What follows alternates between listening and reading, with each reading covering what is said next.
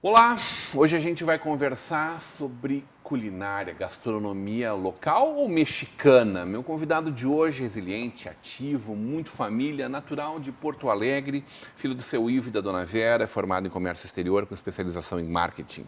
Marido da Silvana, morou por 4 anos no México, onde atuou como gestor da marca Beira Rio. Pai do Nicolas e da Natália, inaugurou em 2008, após voltar para o Brasil, um restaurante temático que proporciona muito mais do que comida. Altas experiências e entretenimento com o melhor da cultura mexicana. Hoje teremos uma conversa de peso com Ivo Luiz Maia Rizardi. Ivo Rizardi, seja bem-vindo para essa conversa de peso. Obrigado, Rodrigo. Como é que foi esse negócio de se envolver com calçado, hein? Comércio exterior, calçado e acabou em Novo Hamburgo. Pois é, recebi uma oportunidade na época, a gente conhecia o proprietário da Beira Rio, Roberto Argenta, e acabei indo trabalhar com ele no comércio exterior, na gestão da marca, né? Que desde o início fazer marca sempre me fascinou, né? Então naquela época eu não conhecia nada disso e fui aprendendo com o passar dos anos e andando, viajando muito. Viajando muito para o mundo inteiro. Mundo inteiro. Tem uns 100 países nas costas aí, em 15 anos de trabalho. História fantástica. Isso te traz muito jogo de cintura, muita capacidade de captar as coisas, muita capacidade de ler, né, o ambiente que te cerca, que é novo, sempre uma novidade.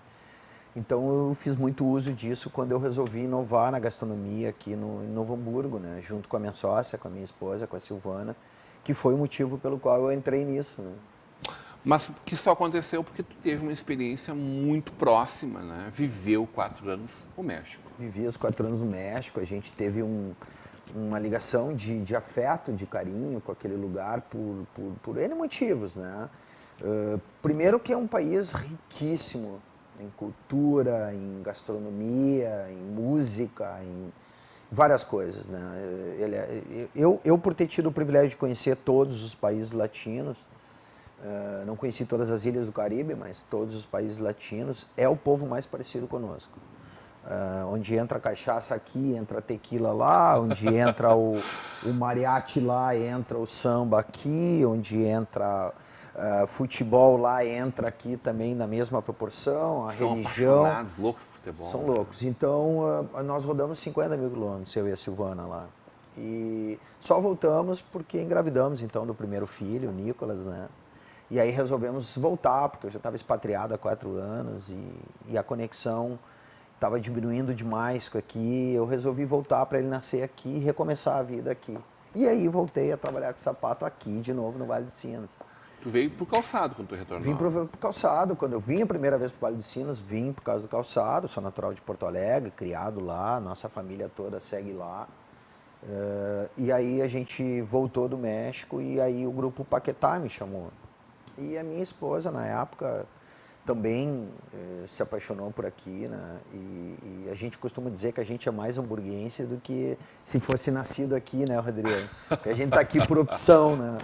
E no fim foi certo, foi aqui que a gente...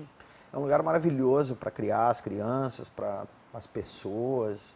Hoje eu tive o privilégio de conhecer muito mais gente daqui. Nos meus primeiros, digamos assim, 15 anos de Vale, eu passei muito pouco aqui. Botei uma residência mais para fugir da BR do que para viver aqui, né? E agora 10 anos de empresa aqui, eu digamos assim, eu sou muito grato por todos os que eu conheci aqui, né? Hoje eu tenho amigos aqui que, cara, hoje eu não largaria mais aqui pelas amizades que eu fiz, né?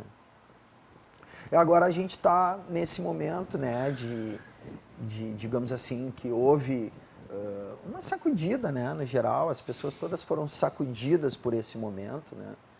Que alguns chamam de crise, mas eu acho que não, acho que é uma coisa que te sacode para te fazer melhor, né? E Tu Não é rever assim, todos tu os rever, teus processos, tu teus rever. custos, tudo que tu faz. E aí tu te apoia nos teus valores. Tu te pergunta por que tu faz algumas coisas que tu acaba fazendo tu também? Tu te apoia sempre na dificuldade, nos teus valores e nos teus princípios, Perfeito. né? E a dificuldade, ela vem para testar isso, né? Ela vem para testar o curso da água do rio, né? Ela vem para testar... é a natureza. A natureza. Tudo bem que não precisava doer tanto, né? Mas eu acho que são coisas que, de uma forma ou de outra, te empurram, te impulsionam, né? E, de novo, a palavra resiliência, para mim, é o que resume tudo. Como é que foi essa ideia de montar um restaurante mexicano, não em São Paulo ou em Porto Alegre? Aqui no meio da Lemoada. Pois é, eu não escondo de ninguém que quem tem a varinha de condão, quem vê longe é a minha sócia, né? Ela é a visionária da dupla, né? E era muito, digamos assim, era muito novidade, era novidade demais. Ela tem o amor pela cozinha. Ela nasceu cozinhando e vai morrer cozinhando. Então ela aprendeu com o vô, com 8 anos, na barra da calça do vô, que era um grande cozinheiro, não profissional, mas caseiro. E então ela pegou a parte do carinho, do afeto, né, de cozinhar, né, não de uma pessoa que teve o pai dono de um restaurante, como é o teu caso, mas ela teve um vô cozinheiro, então ela aprendeu com o vô dela, depois o pai dela também é um grande cozinheiro, hoje já não cozinha mais, mas sempre fez grandes pratos para a família, e aí ela traz a cozinha vinculada a esse afeto. E daí, ela no primeiro casamento dela, ela foi dona de uma rede de confeitarias em Porto Alegre, chamada Maomé. Depois ela se separou do sócio, marido na época, e abriu dela, e aí eu conheci ela. Então, quando ela se afastou, ela vendeu o restaurante dela para ir morar no México comigo, ela ficou afastada há 5 anos da gastronomia profissional. E aí foi que aconteceu, né? Dessa pesquisa toda dela, dessa viagem toda no México. Cara, ela fez eu experimentar cada coisa que tu não tem... E aconteceu que... Tu curte isso? Eu adoro isso, adoro isso. Gosta de experimentar? Eu acho que... Eu tive o privilégio de experimentar os melhores restaurantes do mundo, na época que eu viajei pelo Sapato, por um motivo de business, né?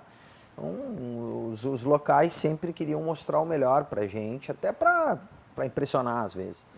Mas eu não me lembro disso, eu me lembro do quê? Dos restaurantes temáticos. Tem que ter um tema a coisa, tem que ter um assunto. A nossa conversa aqui está pautada em cima de um assunto. E a experiência, ela só vem com um tema. Então, quando a Silvana voltou a falar em abrir restaurante, o Nicolas já tinha 2 anos, 1 ano e meio, ela já estava afastada da gastronomia há uns 3, 4 anos. E ela insistiu que fosse aqui. Onde a gente se deu bem? Onde que a gente gosta? Onde que a gente vive bem? É Novo Hamburgo, é o Vale dos Sinos. E os amigos poucos que eu tinha na época me diziam, não abre aqui, porque é difícil. Porque é difícil. Porque é difícil e tal. E eu dizia isso para ela, e ela dizia, não, é aqui. Eu não sei porquê, mas é aqui. Eu disse, então tá, então é aqui, mas então vamos abrir um. E na verdade, ela ficou procurando motivos, né, para me convencer na época, e eu ficava lembrando das dificuldades, né? Tu te lembra, né, que né, gestão de pessoas, fornecedores, né, clientes, e eu ficava, tu te lembra, né? Tentando dissuadir ela. Dissuadir ela. E ela sempre me disse, desde que me conheceu, que seria se a gente se unisse, a gente iria prosperar. E eu teimando que não, né? Eu deixei eu no calçado e tu na gastronomia e vambora. Sim. E no final eu cedi, porque um dia ela abriu um livrinho de um restaurante português e mostrou para mim, né? O que estava escrito lá, receber, cozinhar e compartilhar. Aí eu disse, não, para isso aí eu abro. Que está estampado, Gigante desde o primeiro dia. E toda vez que a gente se esquece, a gente vai lá e lê de novo. Receber? Compartilhar. Receber, cozinhar e compartilhar. Eu adoro receber, né? Eu me achei no salão do Olé, né? Ali onde tudo acontece, a minha vida, as coisas que eu preciso resolver, se eu preciso trocar de plano do telefone, os meus amigos no salão me falam porque eu pergunto. eu me dei liberdade para muitas pessoas, eu brinco com todas que o pior erro que uma pessoa pode cometer é dar liberdade para o dono do restaurante, né? que os donos de restaurante, os caras são chatos, né? Então eu vou lá e abordo. Então a gente tem que fazer esse exercício de não ser chato, de não ser invasivo. Mas para alguns eu já agarrei carinho demais. E hoje eu pergunto. Então no Salão do Olé... tu é um baita papo. Sempre. Eu não consigo não falar, né? Não receber. Não receber é o que está na minha veia, o que corre no meu sangue. E eu acho que as pessoas, elas cada vez precisam mais disso, né, Rodrigo? De ser bem recebidas, né? E a Silvana nasceu para cozinhar. Não é cínico, não é fake news, não é falso. A Silvana nasceu para cozinhar. Ela tá desde sempre lá. Digam o que quiserem. Eu vou ser eternamente grato a ela por ter me apresentado isso. Apesar de ser muito difícil, Rodrigo. Não é fácil dormir com a sócia, ser pai, mãe. Tu sabe. Então... Claro.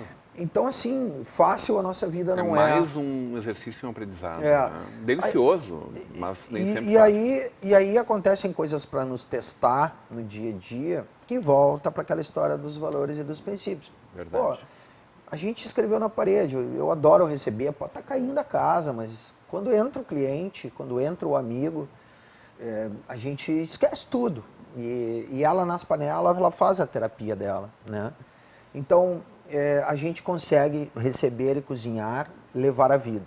O compartilhar é parte dessa história de a gente é um restaurante sem TV e sem toalha, né? É um paradigma que existe aqui em Novo Hamburgo da TV. Nós arriscamos não pôr e colocamos o máximo de informação possível nas paredes, tudo tem história, né? Então, isso foi uma decisão também muito difícil. O compartilhar é isso. Eu não posso evitar que a pessoa vá no Wi-Fi, porque eu sou obrigado a ter o Wi-Fi hoje, e olhe no seu aparelho. Mas eu botar o aparelho, eu não botei, tu entendeu? Então, isso foi uma opção nossa. De novo, ler na parede o que está escrito. Eu sei que sentam 8 numa mesa redonda que eu tenho lá, às vezes está os 8 no Bopobaio, né? No telefone, mas são aí cada um faz a sua opção, né? Perfeito. Mas é que nós já estamos, né? As nossas crianças nem falar, né, Rodrigo? Nem falar. Hoje a gente estava falando sobre a área Kids em restaurante. A partir de uma certa idade, meu querido, é a tela que interessa, né? Uhum. E essa idade vem sendo cada vez mais cedo. Nós estávamos falando de inovação também. O restaurante, ele precisa ter inovação. A gastronomia, ela não parou. A gastronomia e o serviço, eles não pararam. Às vezes a gente não vê chegar, mas ela chega. Então, a gastronomia hoje em Novo Hamburgo, ela é riquíssima. Ela mudou radicalmente.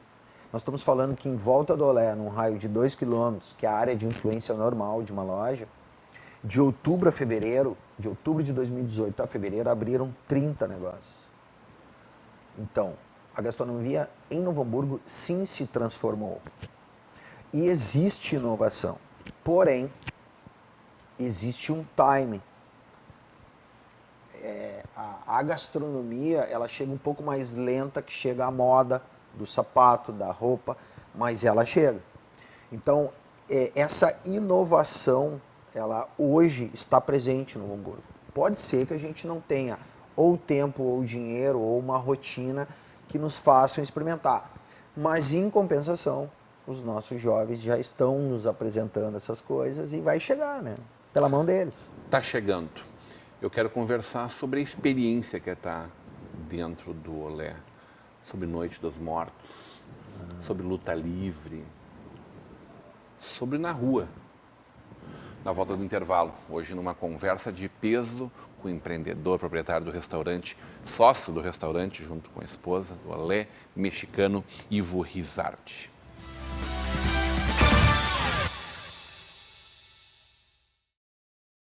De volta para uma conversa de peso, hoje recebendo o proprietário do restaurante Olé mexicano, Ivo Rizardi. Ô Ivo, a chegar a uma proposta de um restaurante temático tão... eu ia dizer tão exclusivo, né? E duplamente exclusivo, né? Ele é único e, ao mesmo tempo, ele exclui grande parte do público, porque as pessoas de cara pensam, tem muita pimenta.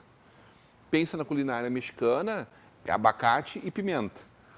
E taco, talvez, enfim. Mas o que a gente encontra lá é essa experiência agregada a um sabor, um paladar regional, né? Uma adaptação construída para o nosso paladar. Obrigado por lembrar, Apesar Rodrigo. de que eu amo pimenta. Mas aí tem lá uma comidinha especial. Isso aí, obrigado por lembrar. Foi a decisão mais difícil nossa, né? De todas até hoje. Cozinhar com ou cozinhar sem pimenta. Porque quem cozinha com, o sabor no final é um. Quem coloca depois, o sabor é outro. Então nós tivemos que optar por cozinhar sem. Então o restaurante não tem... Ela não abre da mesma forma. Né? Ela não tem pimenta lá na produção. A pimenta está na mesa. Cada um coloca o que quer. Foi uma necessidade, tivemos que fazer. O estereótipo da comida procede, tá? Não é brincadeira o que eles comem de pimenta lá no México.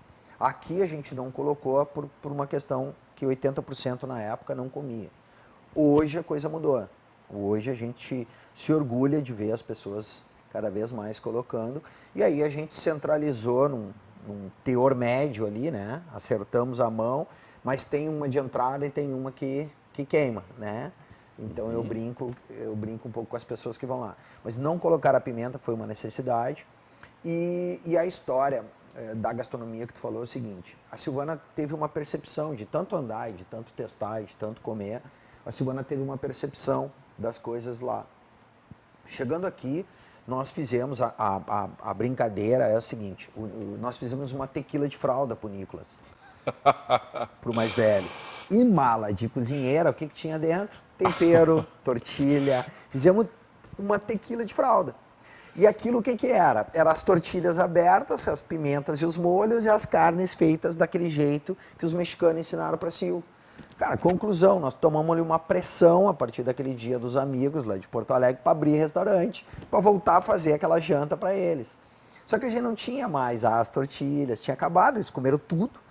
E acabou. Então aquela tequila de fralda foi a origem do que é hoje o nosso festival mexicano. Olha só.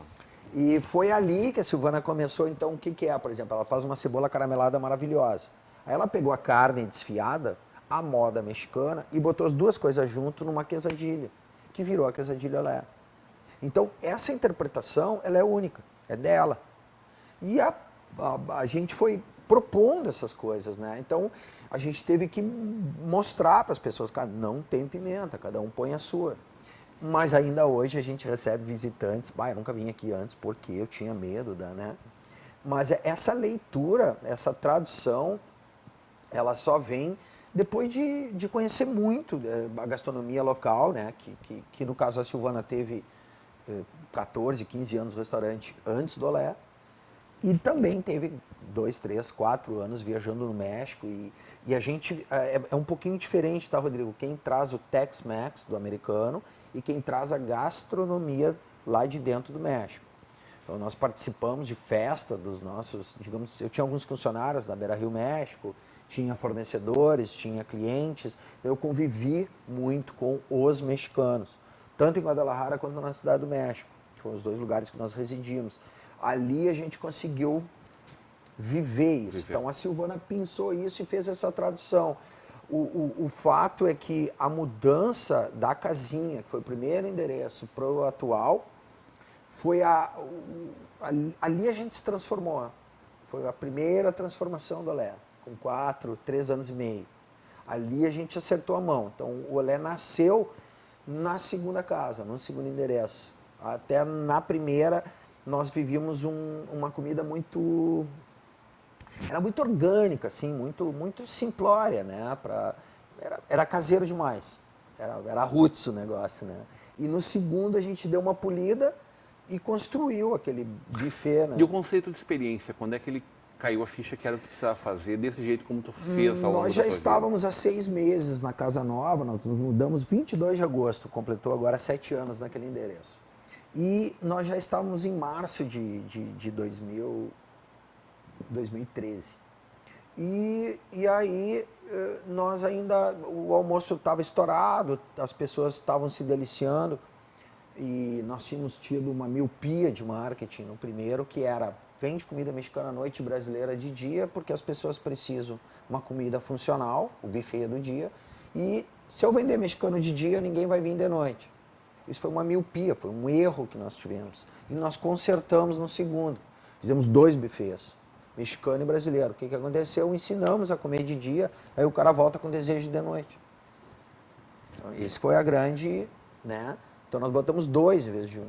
E aquilo ali foi que começou a nos ensinar a comer. Aí eles começaram a vir.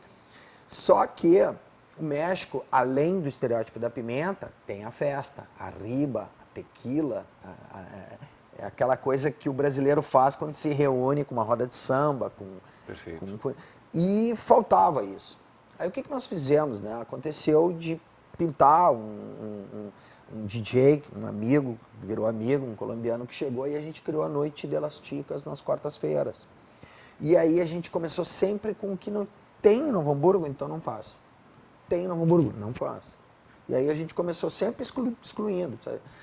Na época se vivia um boom econômico, né? 2013, 14, e o nicho a qual eu estou inserido, o fato de fazer algo para um nicho, ele é muito desafiador, porque em algum momento tu vai precisar vender e tu perde a tua característica, tu vai lá e põe outra coisa no meio. Por exemplo, eu começar a vender pizza ou pastel ou sushi no meu buffet. Me tira o posicionamento, porque eu preciso vender o que todos estão comendo, no meu caso. Então, o meu nicho, ele encolheu, e eu tive que fazer mais e melhor para eles. Então, por isso que eu digo que a dificuldade nos ensina. Porque hoje a gente teve que melhorar muito o serviço, o produto, o que a gente faz. O entretenimento, ele passou a ser parte integrante porque o restobar, né, ele é uma tendência. Hoje já é uma realidade. Então a gente tem cases em Porto Alegre, uns mega sofisticados, como um 300, que é uma coisa super sofisticada, e também a gente tem aí algumas churrascarias que são nossas, e a prova de que gastronomia temática é a única coisa que consegue te inserir é que no mundo só existem restaurantes temáticos brasileiros, churrascaria e buffet aquilo. Que o buffet foi inventado no Brasil. É coisa brasileira. Então, os 2 temáticos brasileiros são os 2 que existem no mundo. Se tu andar pelo mundo, é isso que tu vai ver. Ah, porque aqui existe coisas de peixe, de carne, de frango, coisas únicas que tem no Brasil. Galeto ao primo canto. Tu entende? Então, quando tu fala de um temático, aí ele tem força para ir. E não nascem mais os clássicos, né? Não nascem mais, não vai existir outra primavera, outro bifão, outro garfão. Esses são trabalhos excelentes que empreendedores fizeram maravilhosamente bem. Eu sou fã deles, eu consumo eles. São 3 famílias assim que, porra, só que isso não nasce mais, não vem mais. Né? Eu sou fã dessa gente, eu frequento esses lugares, eu gosto. Porém, estou esquecendo alguns aqui, mas não quero que fiquem chateados comigo, mas eu dei 3 exemplos que estão na veia do hamburguense há parte da nossa vida. 40, 50 anos, sei lá, 60 anos, que nem o Bifão. Primavera, 72 anos. 72 anos. Ninguém é incompetente para durar 72. Nem eu me sinto incompetente. Eu não duraria 10 anos, vou completar 11 anos. Mas o que eu quero dizer, assim, ó, o entretenimento... Eu não sou melhor que ninguém, Rodrigo. É que se eu não faço, eu morro.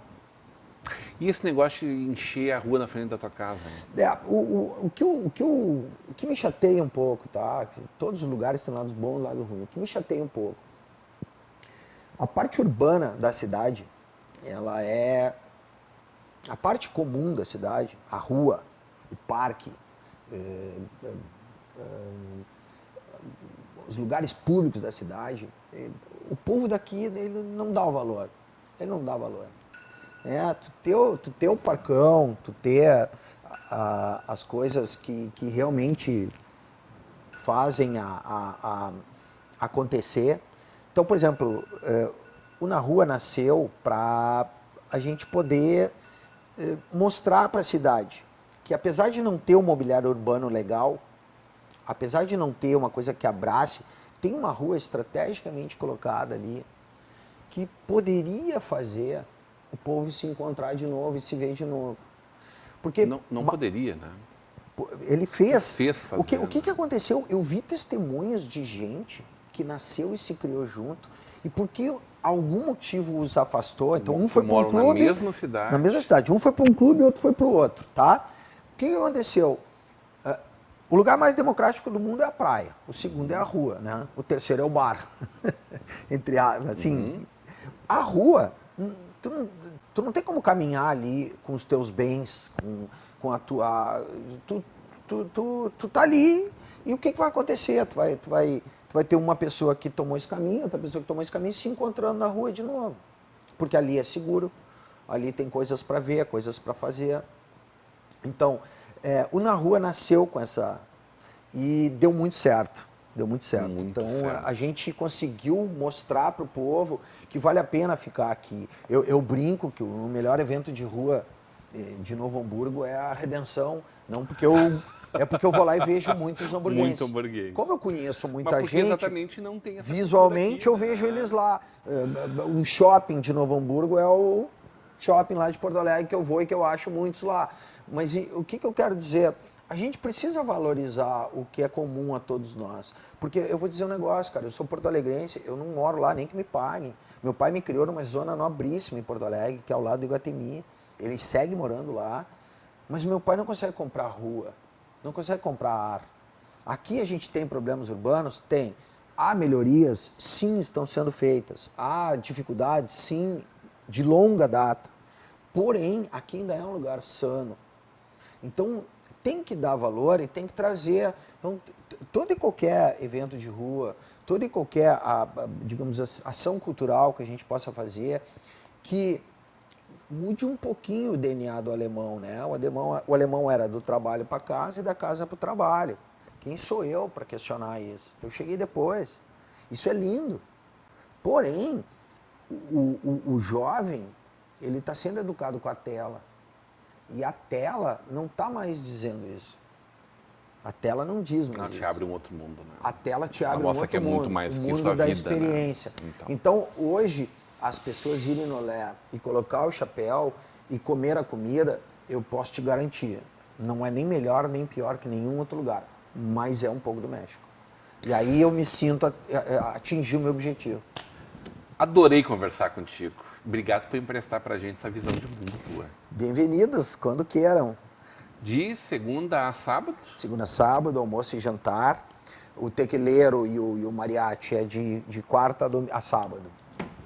Todos convidados. Hoje numa conversa de peso com um empresário, sócio do Rolê Mexicano, ao lado da sua esposa, Ivo Rizardi. Continue agora com a programação da nossa Vale TV, da nossa rede comunidade de televisão.